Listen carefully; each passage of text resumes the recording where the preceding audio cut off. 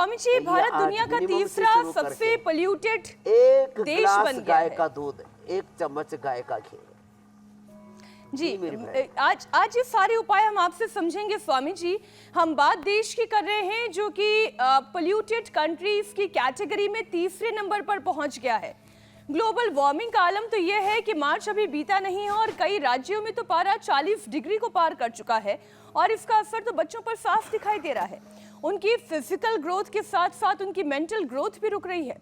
स्वामी जी, आज बच्चों की ग्रोथ तो बढ़ानी है, लेकिन इस ग्लोबल वार्मिंग से भी उन्हें बचाना है, पोल्यूशन को भी कम करना है।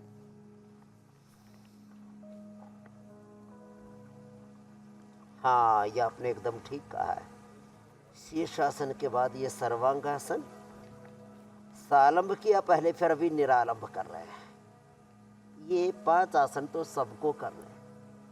कल ही मेरे पास बेंगलोर से कुछ लोग आए, बोले जी हमने तो मार्च में कभी भी 36 डिग्री टेम्परेचर नहीं देखा था। 30 डिग्री से ऊपर कभी तापमान नहीं जाता था। कंक्रीट के जंगल ऐसे खड़े कर दिए हमने। अब बेंगलोर में इस समय 36 डिग्री टेम्परेचर और अब 40 के आसपास भी पहुंचने की तैयारी।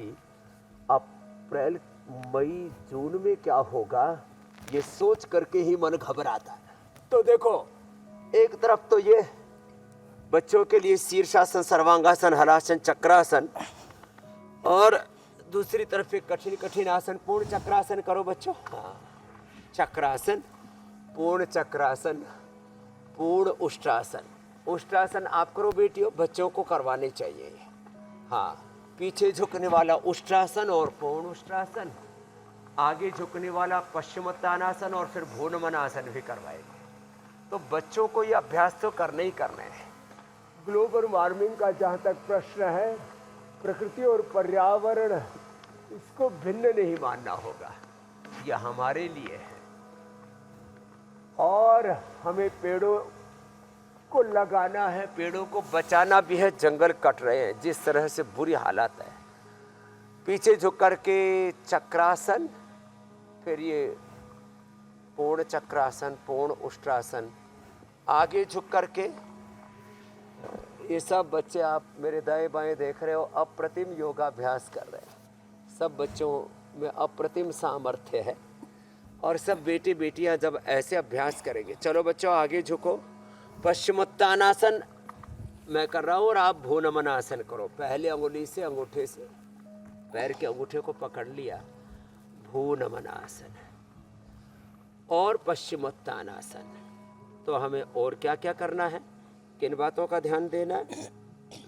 अपने बच्चों को बुरी आदतों से बचाइए। सबसे ज़्यादा पेड़ कट रहे विलासिता के चक्कर में। पहले सब तपस्वी होते थे, आज हम अपने ऐशो आराम के लिए, अपनी शान शौकत के लिए इतने ज़्यादा आडंबर में आ गए हैं कि हमने अपनी मूल प्रकृति, मूल संस्कृति को ही विसार सा दिया है। तो जो ऐसे फ्लेक्सिबल हो, बेटे भी और हमारी बेटियां भी, ये तो जिसको कहते हैं ना अप्रतिम, अविश्वसनीय और अत्यंत मनमोहक योग की मुद्राओं में ऐसी खोई चली जाती हैं कि जैसे जन्म जन्मांतरों से जुगन जुगन की ये योगिनी है, परम योगिनी है। चलो, तो ऐसे अपने अपने सामर्थ्य के अनुरूप बच्चों को तो वृश्चिकासन, पूर्ण वृश्चिकासन, पूर्ण चक्रासन, डिम्बासन, टिट्टिभासन, ऐसी कठिन कठिन आसन बच्चे करते रहते हैं। जो इतने भी ना कर पाए तो कम से कम सरल सहज आसन, बच्चों को पद्मासन लगाना सिखाएं, बच्चों को सिद्धासन लगाना सिखाएं। आगे झुक गए तो मंडूक आसन, पीछे झुक गए तो सुप्त वज्रासन, मत्स्यासन करवाएं। और इस ग्लोबल वार्मिंग से बच्चों को बचाने के लिए बच्चों के हाथों से जन्मदिन पर पेड़ लगवाया करें। हर साल एक एक पेड़ लगाएं। हम छोटे बच्चे थे, हमें किसी ने नहीं बताया, तो उस समय तो आज से 55 साल पहले बहुत अच्छी थी प्रकृति, तो भी हमने अपने जो गांव पहाड़ की जड़ में था, अब भी हम हिमालय की जड़ में आ गए हैं। हमारा जो भी भगवान का विधान है, जहाँ हमको लेकर के आया है। तो नीम के, पीपल के, बरगद के पेड़ लगाए और उसका पुण्य हमारे जीवन में फलीभूत हुआ। तो अपने बच्चों के हाथों से पेड़ लगवाएं, burger, pizza, chocolate, cold drink सब से बचाएं। आज अच्छी चॉकलेट कैसी होती है, एनर्जी बार भी हम बना करके बताने दिखाने वाले हैं बच्चों को। चॉकलेट की जगह एनर्जी बार, और वो अपने घर में कैसे बनाना है वो भी बताएंगे। चलिए, उसका इंतजार तो मुझे लगता है हर कोई कर रहा होगा कि किस तरह सॉफ्ट से ड्रिंक, कोल्ड ड्रिंक बच्चे पीते हैं उसका भी ब्राह्मी हेल्दी खाना, हेल्दी ड्रिंक और हेल्दी चॉकलेट आज आप बताने जा रहे हैं। लेकिन साथ ही स्वामी जी, जितना कंसर्न आप रहते हैं, यानी कि आपको जितना चिंता रहती है खासकर बच्चों की, उसी तरह से मुझे लगता है कि हेल्थ मिनिस्ट्री को भी चिंता हो गई है। और एक रिपोर्ट जो आई है उसके मुताबिक खाने में न्यूट्रिशन की कमी से बच्चों की ग्रोथ पर काफ़ी असर पड़ रहा है और 1/3 बच्चों की जो ग्रोथ है वो नॉर्मल से कम हो गई है।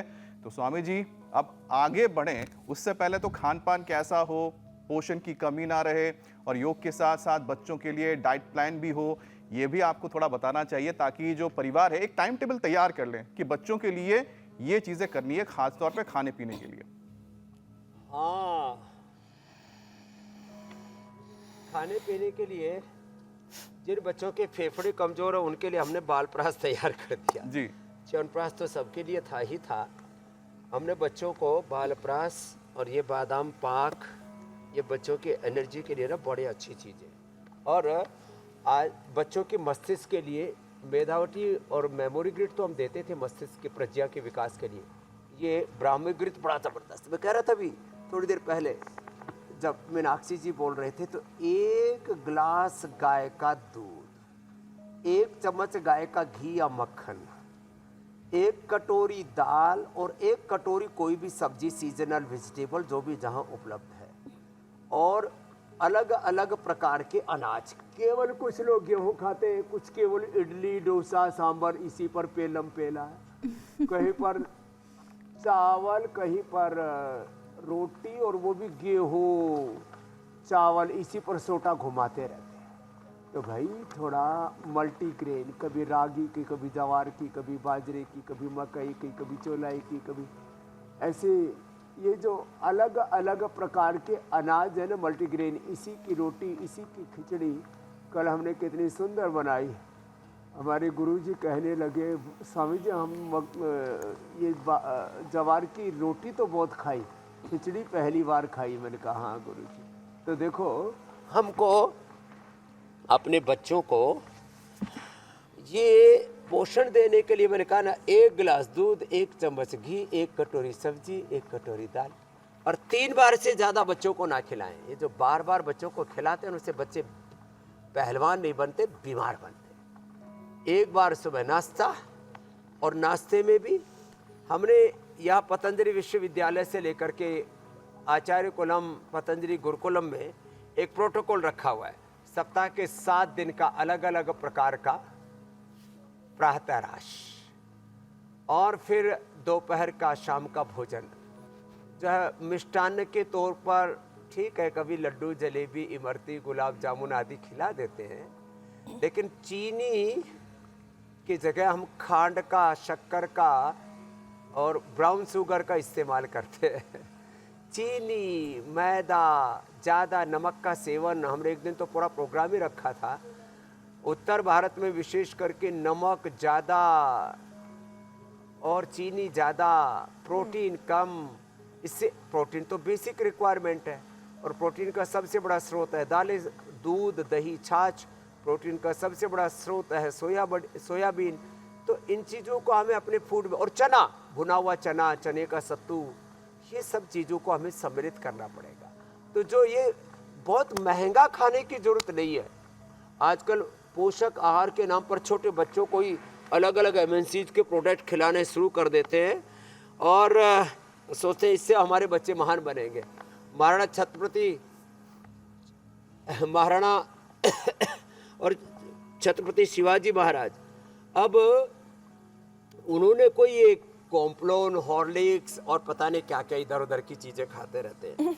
अपने बच्चों को यदि आपको महाराणा प्रताप की तरह, वीर श्रोमणी छत्रपति शिवाजी महाराज की तरह, चंद्रशेखर, राजगुरु सुखदेव, भगत सिंह की तरह, रानी लक्ष्मीबाई, चेन्नम्मा अल्लूरी सीताराम राजू की तरह अलग अलग हमारे वीर वीरांगनाएं हुए। भगवान बिरसा मुंडा, आदिवासी हमारे वनवासी, हमारे पूर्वज अरण्यवासी, हमारे ऋषि मुनि किस प्रकार से प्रकृति के अंग संग कंदमूल खाया करते थे और कितने बलवान, कितने प्रज्ञावान, कितने महान थे, कितनी मेधा थी। या मेधाम देव गणः पितरश्च उपासते तया मामत्य मेधया गए मेधा विदम। तो वापस अपने पूर्वजों से, जड़ों से, बड़ों से, पेड़ों से जुड़ना ही पड़ेगा।